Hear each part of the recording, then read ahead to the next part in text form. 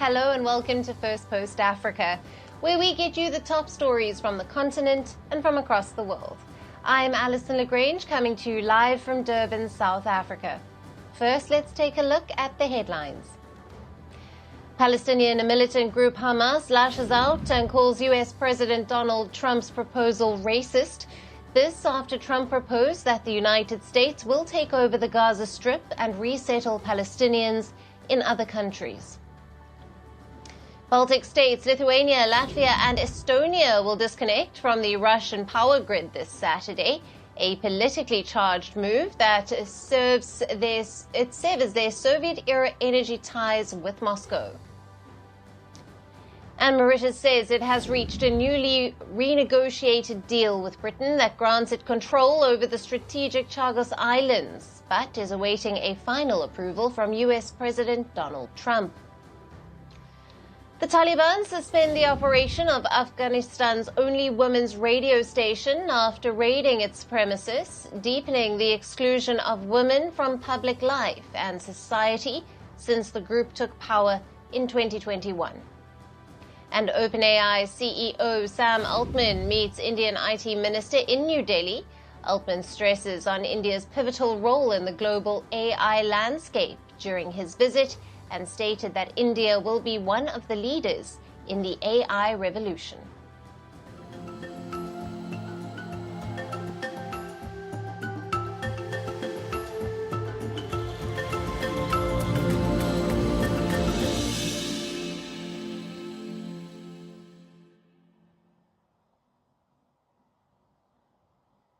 Hello and welcome. We start with South Africa. Amid a spat with the United States over President Donald Trump's aid cuts and accusations of land confiscations, Pretoria has sought to diffuse the tensions. How? By dialing Trump's quote-unquote first buddy, Elon Musk. President Cyril Ramaphosa spoke to South Africa-born tech billionaire Elon Musk, who is a close ally of the US President Donald Trump. He talked to Musk about misinformation and distortions about South Africa. This after US President Donald Trump said that he would suspend over $400 million aid to the country over its land reform policy that allows government to seize land without compensation. Musk also joined Trump and slammed the Ramaphosa government for openly racist land ownership policies. Ramaphosa has rejected the accusations and has sought to engage with Trump. Elon Musk's father said amid the growing tensions, he arranged Musk's call with Ramaphosa after a special request was made by the South African president. I got a call from the PA of Mr. Ramaphosa while I was having supper in a restaurant, asking me if I can speak to Mr. Ramaphosa.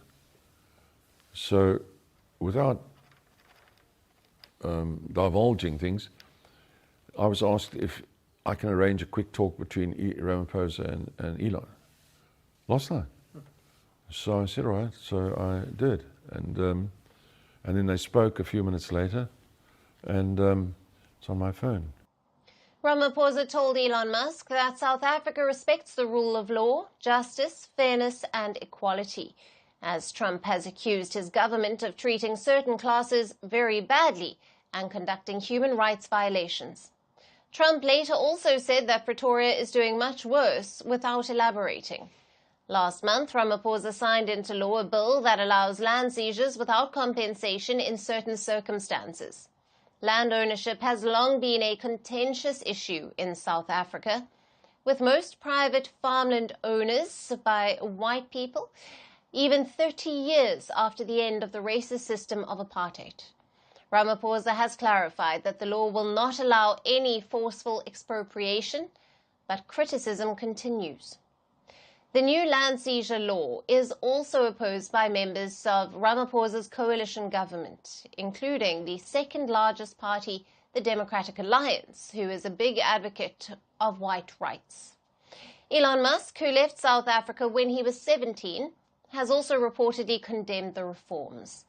While many saw his close ties with the new US president as an opportunity for South Africa, the reality seems different.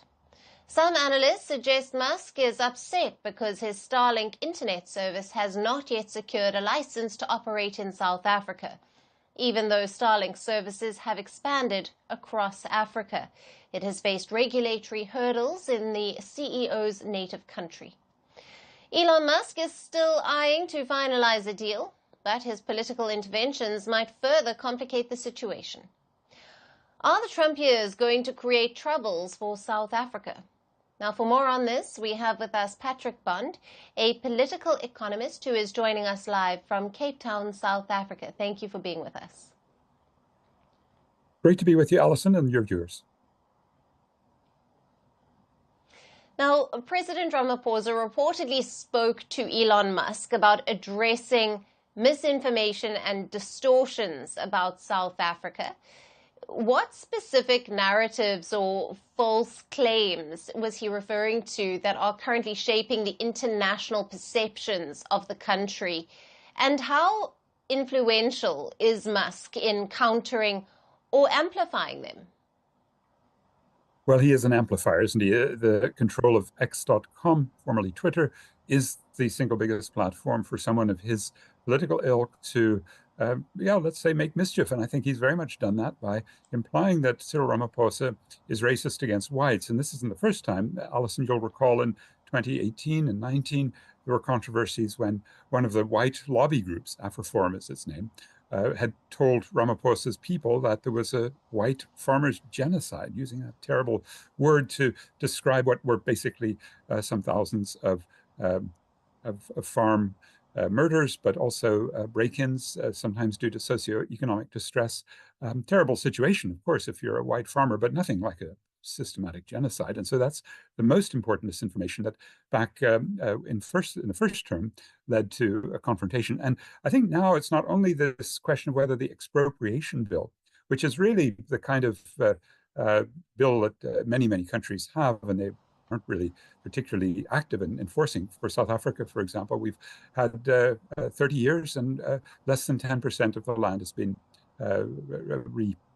distributed from white owners who, in some cases in living memory, had expropriated it from black farmers to black farmers. And so we haven't really seen yet until a rural social movement emerges. I don't think we will. But by the way, another major bit of misinformation is that there's going to be de-dollarization led by the BRICS. And just as another reflection of how ill-informed Trump is, he actually a couple of weeks ago said that Spain was in the BRICS, and I must have mistaken it for the S in South Africa. Of course it's not. So there are lots of problems in the way Trump reflects on foreign policy.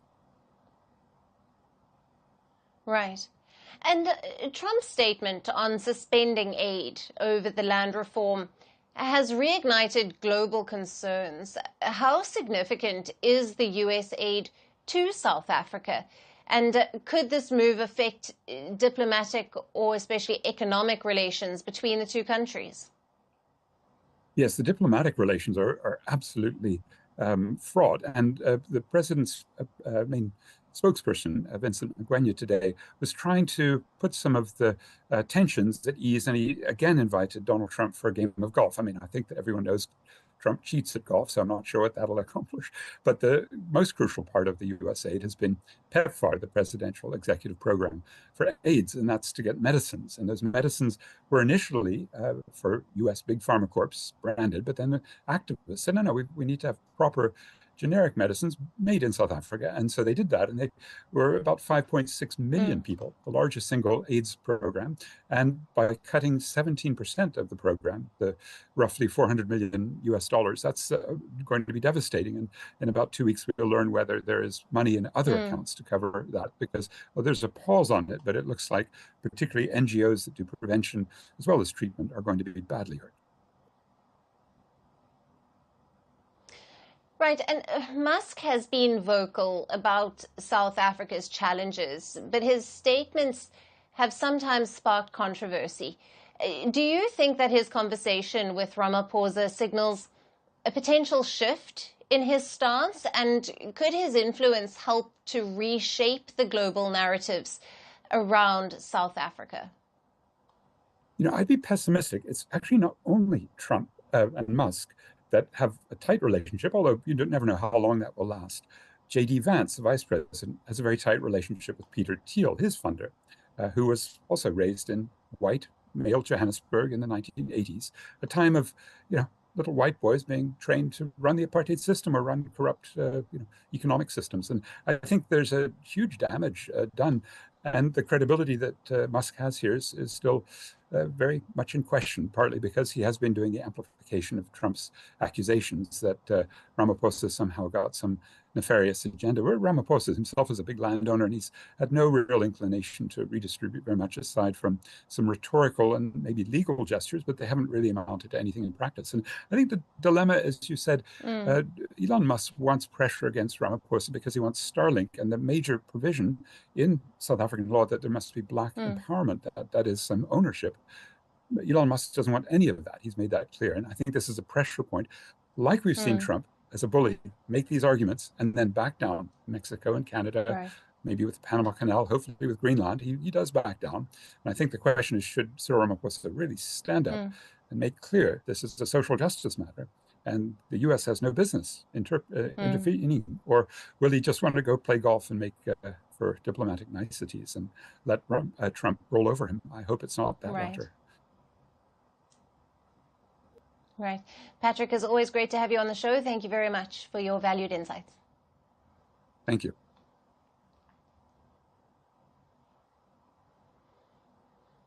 Now, Russia is leaving no stone unturned in wooing African countries. In the latest, Russia has opened a new department for partnership with Africa in its foreign ministry. This is to oversee the cooperation between Africa and Moscow, as well as regional organizations such as the African Union.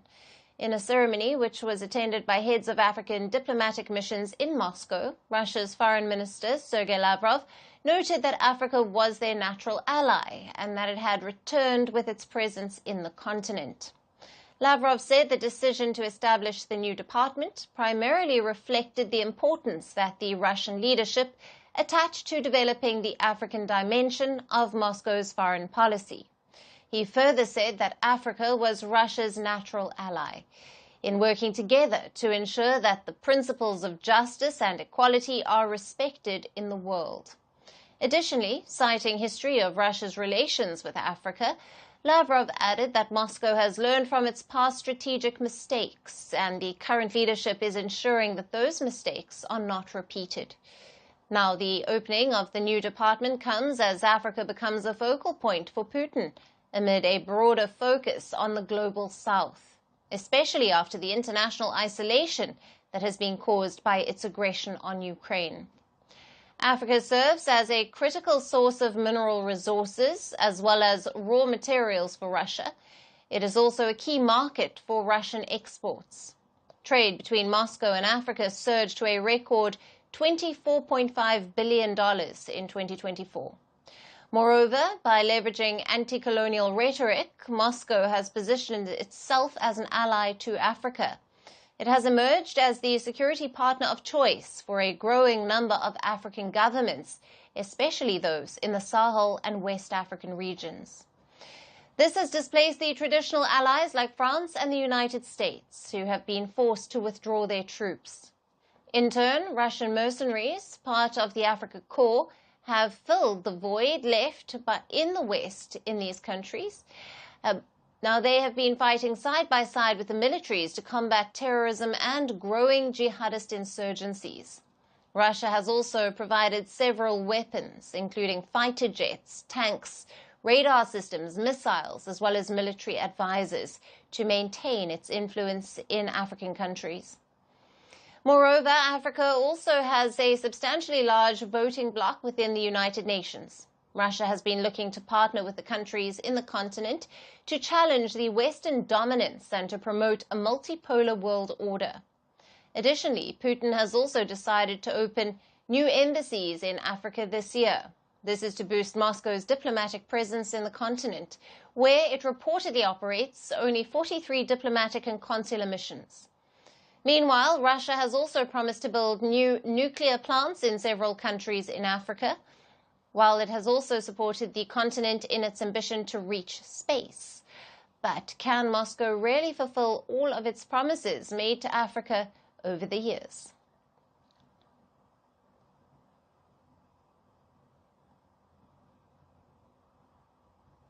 Shifting focus to North Africa now, it appears that the West has not completely lost the plot in Africa. The United States, under the leadership of President Donald Trump, has decided to up its game against Russia in the continent. And to counter Putin, Trump has chosen the North African country of Egypt, which reportedly has one of the strongest militaries in the continent. Now, the U.S. has approved a potential sale of defense systems to Egypt.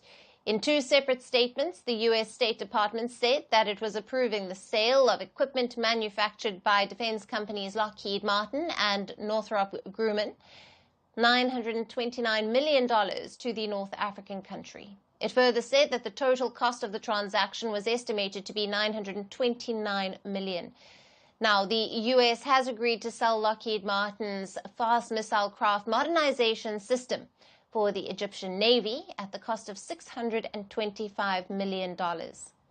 Moreover, it has also decided to sell Northrop Grumman's long-range radar system at the cost of $304 million.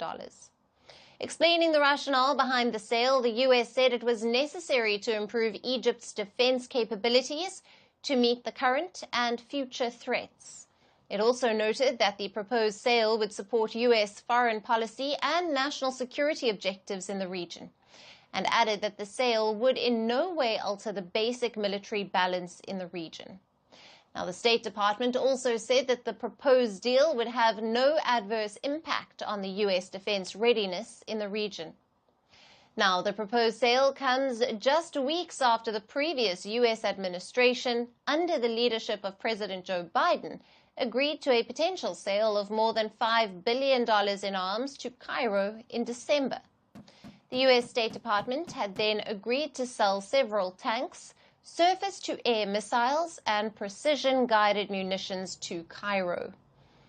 To give some context, Egypt and the U.S. have worked increasingly closely since the outbreak of the war in Gaza in October of 2023. This has been despite Washington raising concerns time and again over Cairo's poor human rights record under President Abdel Fattah al-Sisi, including torture and enforced disappearances, a claim that President al-Sisi has denied. Egypt has also been one of the largest recipients of U.S. security aid since its peace treaty with Israel in 1979. The largest recipient of the U.S. security aid is Israel. Now, Cairo has reportedly received over $1.2 billion in military aid in 2023. In the last decade, the U.S., under the administrations of Barack Obama, Donald Trump, and Joe Biden, has sold F-16 fighter jets, C-130 transport aircraft, hundreds of missiles and tanks, as well as air defense radar systems to bolster Egypt's capabilities, as well as maintain its influence in the region. And interestingly, all of this has come at a time when Cairo has been developing a close relationship with Russia. Since 2014, President al-Sisi has seen Moscow as an alternative source of economic and military collaboration. Moreover, Egypt has also been wanting to diversify its foreign military aid sources, as well as broaden its military alliances beyond the established partnership with the United States. Between 2016 and 2021, Russia reportedly replaced the United States as the largest arms exporter to the North African country, reaching a peak in 2017.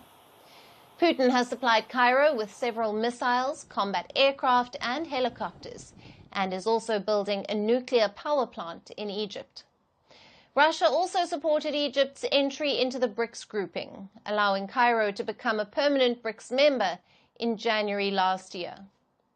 But as both Trump and Putin try to partner with Cairo, Egypt has now become a focal point for the US and Russia to advance their influence and interests in West Asia and Northern Africa region.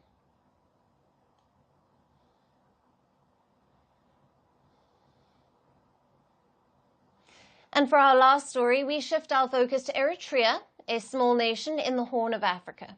Eritrea is the latest African nation to face foreign aid cuts, not ordered by the US President Donald Trump, but by Switzerland. a country known for providing various kinds of humanitarian assistance to those in need. Now, Switzerland is reportedly frustrated with Eritrea for refusing to take back hundreds of asylum seekers that the European nation wants to deport after rejecting their applications. Our next report gets you all the details. Switzerland is ending its development aid to Eritrea, a nation in the Horn of Africa. The reason? Eritrea's refusal to take back rejected asylum seekers. Switzerland hosts approximately 40,000 Eritreans, making them one of the largest refugee groups in the country. But only a small number of these refugees have been rejected, around 260 of them, creating tensions between the two nations.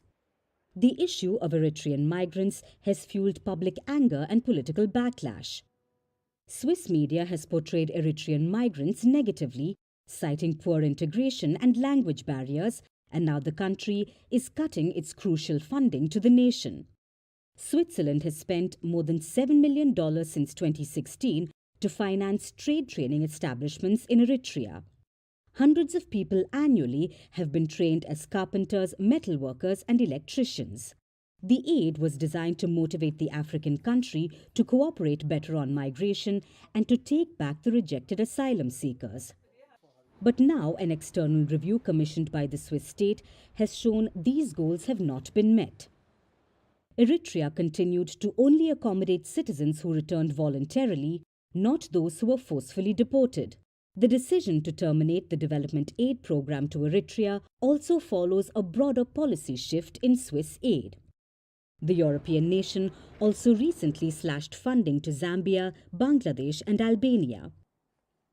It also announced cuts to various humanitarian organizations. The decision comes as Switzerland, which for years was known as a champion of neutrality, is now seeking a huge pivot by increasing military spending amid heightened geopolitical tensions. Meanwhile, Switzerland aid cuts over migration also highlights the broader debate and struggles for European nations over immigration and integration policies.